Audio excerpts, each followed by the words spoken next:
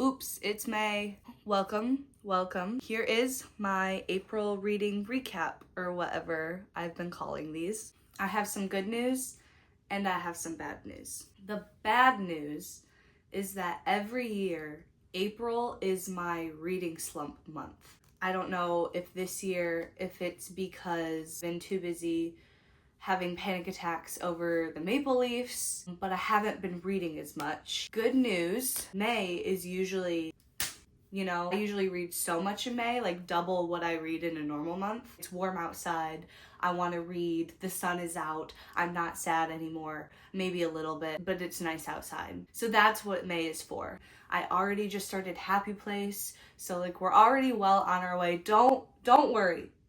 I see you worrying. Stop it. We'll have more time in May, but for April, there's not that much to talk about. I don't know how this looks because I had to get a new phone. Sometimes you just wake up and your phone's not working and you're supposed to go to work. So that's fun. So yes, I didn't read this month, but other things happened, okay?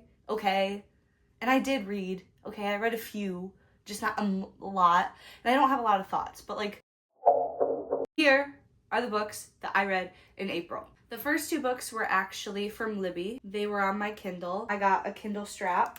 Hopefully, I'll stop dropping this on my face. The first book I read is Believe. You'd think after editing so many of these, I would know where I put the graphics because I could feel the slump coming and I needed just something that I could just read a little bit of every day. So I still have technically read every day. Yes, some days I've read 2 pages, but I read every day. If you're a fan of Ted Lasso, you're gonna like this book. This is essentially just collecting a lot of behind the scenes information about the creation of the show and the filming of the show and how the show basically came to be the mass success that it was. I love Ted Lasso. We're getting a 4th season. I'm so excited. It's about a women's team. I'm so excited. I felt like there wasn't a whole lot of new information that I didn't know. Like there was a little bit, but overall I feel like a lot of the stuff I did know. But then again, I am not normal with media I consume and I consume all of it. So I'm sure casual watchers of the show will be like, oh, I didn't know that. That was really interesting. Because there were a few times where I was like, oh, cool, didn't know that. But nothing really like gagged me or surprised me, I will say.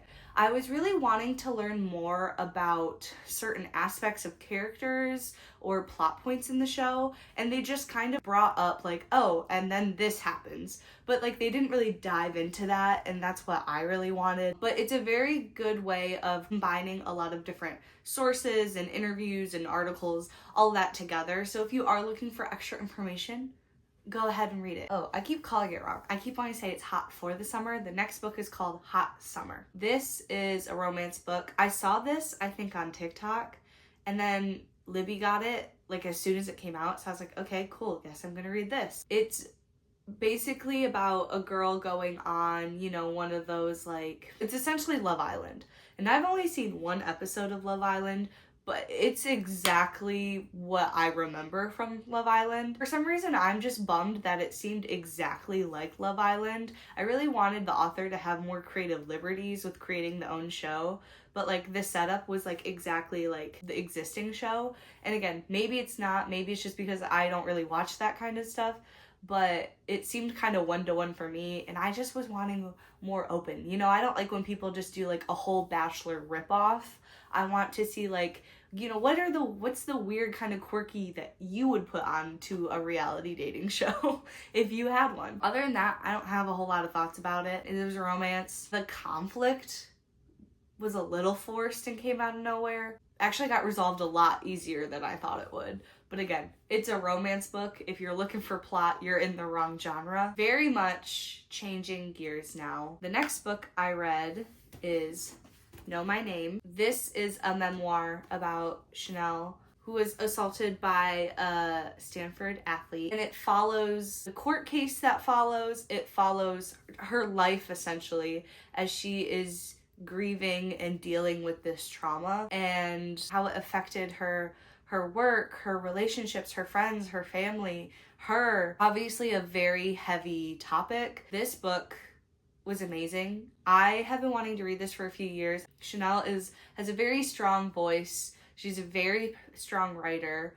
and you can just tell that this was very important for her to write. I really like those memoirs like that where it's not just I'm writing it because it's what it's expected of me. You can tell when someone's writing it because they need to write it, and that's how I feel about this book. What the hell? When did that happen? I need to learn to not wear my watch because I always hit the zoom. I have no clue when I did that, so I hope it was recently, and I hope I didn't just film all of this like that.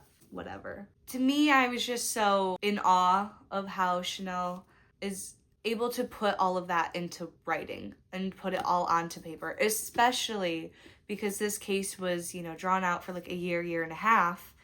And after having to relive that so many times within the court, to sit with it again on her own while writing this. I think everybody should read this book, especially if you are in education, if you are in athletics. I think it's really important. I really like Chanel's writing style. I'd be very interested to see what she writes, if she writes anything in the future. And that's it. Those are the 3 books I read this month. Again, not a whole lot, but whatever. Unfortunately, this man has been taking over my life. So I've been glued to the screen, screaming at grown men on ice. I know you don't care. Like, I know no one out here cares, but I rewatch my videos so much that I don't care. So this is for me, okay? I don't even care about you. I mean, I do care, thank you, but like, this is for me. So I'll see you next time. Okay, bye.